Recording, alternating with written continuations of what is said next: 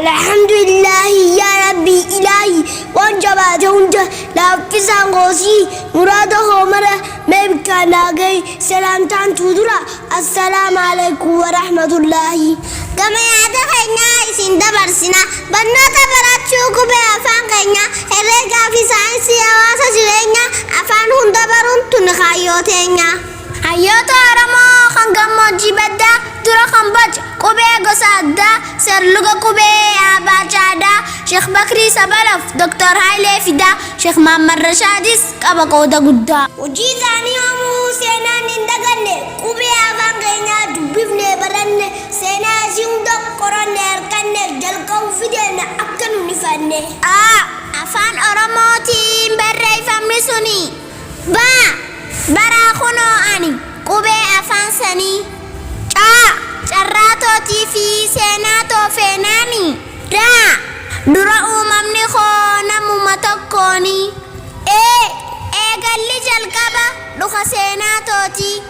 fagoo miti amma uumamni kan kooti gaafa jiru sani wallaalin matatti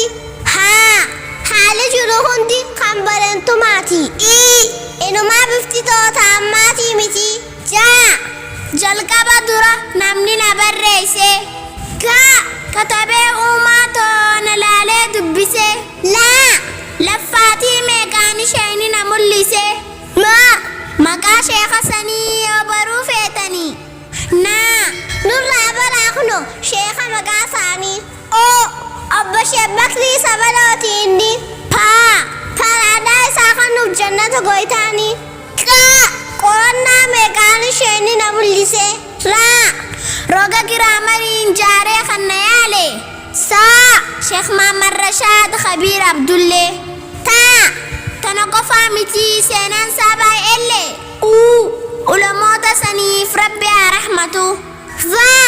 bajazaan isaanii jannata haa taatu waa'ee seenaa tootii asirran raawwata xumureetiin jira haala koo akkaataa yaa boomee baradhu qubee afaan keetii zalaalam wallaalaa ta'uu sirraa hafti zalaalam wallaalaa ta'uu sirraa hafti.